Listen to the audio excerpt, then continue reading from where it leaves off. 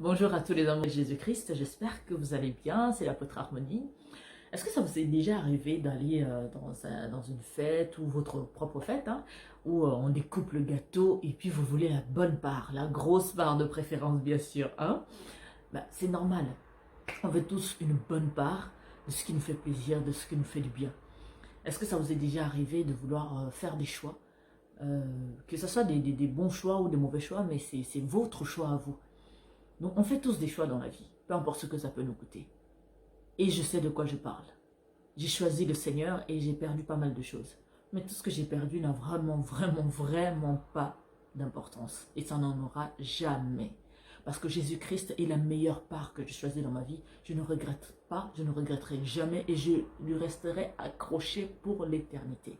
Alors j'espère de tout mon cœur que tous les chrétiens sont dans cet état d'esprit.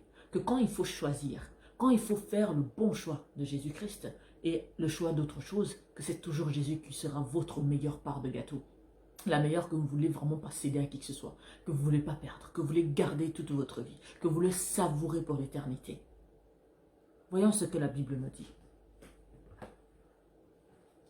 Je vous invite donc à lire Luc chapitre 10, verset 38 à verset 42, qui me dit: Comme Jésus était en chemin avec ses disciples, il entra dans un village. Et une femme, nommée Marthe, le reçut dans sa maison. Elle avait une sœur nommée Marie,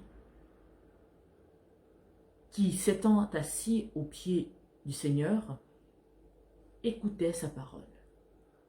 Bien aimé dans le Seigneur, ici vous voyez bien que Marthe a vu Jésus, a eu l'intelligence de l'inviter dans sa maison. Mais parfois, on a tendance à inviter Jésus dans notre vie. Et après, on part faire autre chose. On est occupé à faire autre chose. Finalement, il est là et on n'en fait rien de bon. Beaucoup de gens ont laissé Jésus entrer dans leur vie. Beaucoup de gens disent qu'ils sont chrétiens. Mais ils ne font rien de cette chrétienté. Je continue, verset 40 qui me dit: Marthe, occupée à divers soins domestiques, survint et dit: Seigneur, cela ne te fait-il rien que ma sœur me laisse seule pour servir? Dis-lui donc de m'aider. Voyez, donc Marthe, ici on nous dit qu'elle est occupée à divers soins. Vous êtes souvent occupé à ci, à ça, à courir après votre vie. Votre vie vous inquiète, vous embête, vous inquiétez des choses éphémères, périssables. Et vous ne vous rendez même pas compte que vous avez ce qu'il y a de plus précieux. Vous avez ce qu'il faut avoir pour vivre en paix, dans l'abondance, dans la joie, dans la suffisance. Je continue. 41 qui me dit: Le Seigneur lui répondit: Marthe, Marthe, tu t'inquiètes et tu t'agites pour beaucoup de choses. Une seule chose est nécessaire. Marie a choisi la bonne part qui ne lui sera point ôtée. Nous avons entendu, Marie a choisi la bonne part qui ne lui sera point ôtée. Est-ce qu'aujourd'hui tu peux dire que toi tu as choisi la bonne part? Est-ce qu'aujourd'hui tu peux dire que oui, je marche selon la volonté de Dieu? Je fais ce que mon Dieu veut, ce qu'il aime. Est-ce qu'aujourd'hui tu peux dire oui, j'ai choisi Jésus-Christ au détriment de tout le reste? Marthe a accueilli Jésus dans sa maison, mais c'est Marie qui a profité de la présence de Jésus dans leur vie. Alors vous devez apprendre à distinguer des choses qui en valent la peine, que vous puissiez tout perdre, que vous puissiez vous battre. Parce que là, Jésus dit, elle a choisi la part qu'on ne lui ôtera point. Tout ce qui vous préoccupe là, tout ce que vous voulez absolument avoir, vous voulez absolument acquérir, c'est des choses qu'on peut vous ôter facilement. C'est des choses que vous pouvez perdre facilement.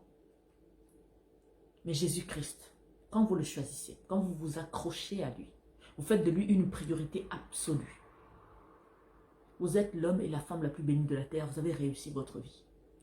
Parce que beaucoup de gens ont leur façon de considérer la réussite. D'autres, il faut faire beaucoup d'argent, d'autres, il faut être célèbre, d'autres, il faut la gloire, d'autres, il faut avoir une grosse maison, il faut avoir une belle voiture, il faut avoir une belle femme à ses bras, il faut avoir un mari riche, il faut avoir fait des études du style bac plus 10, bac plus 15. Je ne suis pas contre toutes ces choses-là, mais si c'est ça pour vous la finalité, alors vous n'avez rien compris à la vie, vous n'avez rien compris à votre existence. Chaque être humain sur terre est venu avec une mission. bien sûr de vivre une très belle vie, mais de veiller à ce que son éternité ne soit pas perdue, de veiller à ce qu'il puisse toujours marcher selon la volonté de Dieu, qu'il puisse marcher en faisant plaisir à Dieu. Parce qu'aujourd'hui, si je te pose la question, si Dieu décidait de venir là, maintenant, tout de suite, est-ce que tu as la conscience tranquille en te disant que j'ai aimé mon Dieu jusqu'au bout? J'ai aimé mon Dieu tous les jours. Je me suis soucié de savoir qu'est-ce que je pouvais dire ou faire pour le faire plaisir. Est-ce que je me suis battu bec et ongle pour lui être toujours agréable? Est-ce que j'ai toujours fait de lui une priorité pendant que d'autres allaient faire ci, ça, et moi je voulais toujours être là pour faire sa volonté. Moi je voulais toujours être à l'écoute du Saint-Esprit pour savoir quelle décision je prends, quel chemin je prends, quel chemin j'emprunte et tout. Est-ce que quand ta famille a décidé de prendre un autre chemin, toi tu as voulu rester avec le Seigneur, même si tu l'auras perdu? Est-ce que tu peux dire avec ta conscience que oui, si Jésus revenait aujourd'hui, j'ai fait le maximum, en tout cas jusqu'à présent, de ce que je devais faire, en l'aimant, en l'étant fidèle, en s'attachant à lui. Ne soyez pas de ceux qui invitent Jésus dans leur vie et puis ils n'en font rien. Ceux qui disent, oui, je suis chrétien, je ne suis pas d'une autre confession, oui, je suis chrétien mais pas pratiquant, oui, je suis chrétien, ça m'arrive de temps en temps d'aller à l'église quand ça va mal, quand j'ai envie d'être avec des frères et sœurs, cette bonne ambiance le dimanche, oui. Est-ce que vous êtes dans cet état-là? Est-ce qu'un jour on vous a demandé de choisir entre Dieu ou votre mariage? Vous avez fait le bon choix. Est-ce qu'un jour on vous a demandé de choisir entre la tranquillité, que votre famille soit avec vous de votre côté, ne vous déteste pas, ne vous pointe pas du doigt ou ne vous isole pas? Est-ce qu'on vous a déjà demandé de choisir ça entre Dieu? Est-ce qu'on t'a déjà mis une arme sur la tête, on te dit, renonce à Jésus et tu dis c'est mort, tuez-moi si vous voulez? Est-ce que tu es de ceux que, si vraiment tu réfléchis à tout ça, tu dis, ah, est-ce que si ça m'arrive, est-ce que c'est Jésus que je vais choisir? Parce qu'on le sait, hein, la façon dont on est impliqué au quotidien, la façon dont on est attaché à Dieu, on sait si, dans des situations chaotiques, on va choisir Dieu ou pas. Et quand les situations se présentent, c'est une évidence. Le choix pour vous est évident. Parce que moi, je me souviens quand mon ex-mari m'a demandé de choisir entre notre mariage et le Seigneur, pour moi, c'était une évidence que Dieu, l'évangile, Jésus passait avant tout, avant ma vie, avant les futurs enfants que j'aurai, avant quoi que ce soit. Il n'y a rien dans ma vie qui ait de l'importance, qui mérite que je puisse mettre Jésus de côté et choisir cette chose-là. Jamais ça n'existe pas et ça n'existera jamais. Jamais je laisserai cette chose exister. Vous devez choisir la bonne part. Et je veux relire encore cette merveilleuse parole que j'aime beaucoup, qui nous montre vraiment que vous devez connaître, vous devez apprendre à faire des bons choix et surtout comment dire, à distinguer qu'est-ce qui a de l'importance et qu'est-ce qui n'en a pas. C'est vraiment très important. Comme Jésus était en chemin avec ses disciples, il entra dans un village et une femme nommée Marthe le reçut dans sa maison. Elle avait une sœur nommée Marie, qui s'étant assise aux pieds du Seigneur, écoutait sa parole. Marthe, occupée à divers soins domestiques, survint et dit, « Seigneur, cela ne te fait-il rien que ma sœur me laisse seule pour servir? Dis-lui donc de m'aider. » Le Seigneur lui répondit, « Marthe, Marthe, tu t'inquiètes et tu t'agites pour beaucoup de choses. Une seule chose est nécessaire. Marie a choisi la bonne part, qui ne lui sera point ôtée. » Est-ce qu'aujourd'hui tu peux te dire à toi-même que j'ai choisi la bonne part? Je marche selon la volonté de Dieu. Je fais les choses comme il faut. Vous savez, quand tu choisis la bonne part, hein, peu importe la vie qui suit après, tu as la conscience tranquille, tu es épanoui, ça se voit, ça se sent. Et choisir le Seigneur. Croyez-moi, vous avez beaucoup de gens aujourd'hui qui vivent une vie malheureuse alors qu'ils ont tout ce qu'il faut, on va dire humainement parlant, tout ce qui pourrait les rendre heureux. L'argent, la famille, le mari, les enfants, une belle carrière, tout ce qu'il faut autour d'eux. Mais ils ne sont pas épanouis, il y a une chose qui manque. Et ce qui manque là, il n'y a que le Saint-Esprit qui peut le combler. C'est que l'Évangile qui peut le combler. Choisissez la bonne part, qui est éternelle. Ne choisissez pas ce qui est périssable. Un mari peut mourir, un enfant peut mourir, une famille peut t'abandonner, tes amis peuvent te trahir. ton argent, ton entreprise peut faire faillite. Tout ça, c'est des choses qui arrivent dans la vie. Alors dites-moi, si je m'attache à ce qui peut s'abîmer à tout moment, ça veut dire que je ne suis pas sage. Ça veut dire que je manque d'intelligence. On te donne le choix entre un diamant et un caillou. Honnêtement, même si on dit que tu es aveugle, c'est le diamant que tu vas prendre. Parce que ça a plus de valeur. Les diamants sont éternels. Le caillou, on peut l'écraser, ça se brise et c'est fini. Jésus-Christ est éternel. Il mérite tout notre amour, toute notre attention. Il mérite qu'on se donne à fond pour lui.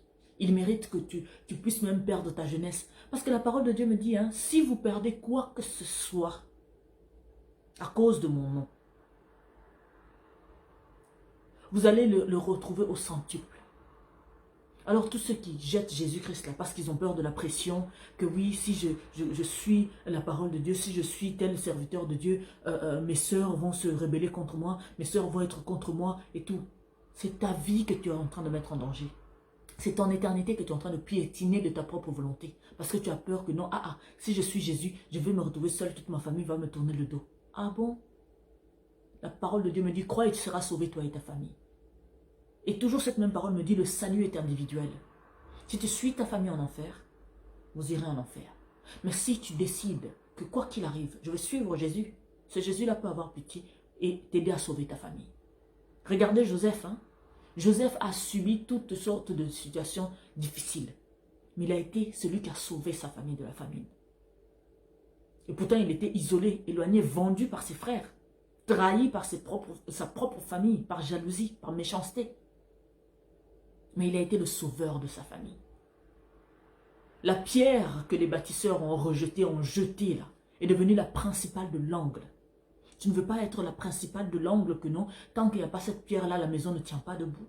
Tu ne veux pas faire la différence en disant que moi, c'est Jésus-Christ que je choisis, peu importe ce que je perds. Parce que ce que je perds là, c'est périssable, c'est de la boue à mes yeux. Parce que j'ai un diamant qui s'appelle Jésus-Christ. Il est inestimable. Alors je le suis, alors je reste avec lui. Je reste à ses pieds comme Marie était restée à ses pieds, au lieu de faire comme Marthe, entendre s'agiter par-ci par-là, alors que ça n'allait rien lui apporter. Marie avait compris l'importance de rester aux pieds de Jésus, d'écouter sa parole. Donc non seulement elle reste avec Jésus, elle écoute sa parole. Combien de personnes vont à l'église, mais quand il y a la parole qui passe là, c'est comme si ça entrait là et ça ressortait de l'autre côté. Ces personnes ne changent pas, leur orgueil reste intact, leur vie de péché reste intacte, leur méchanceté reste intacte, leur rébellion reste intacte.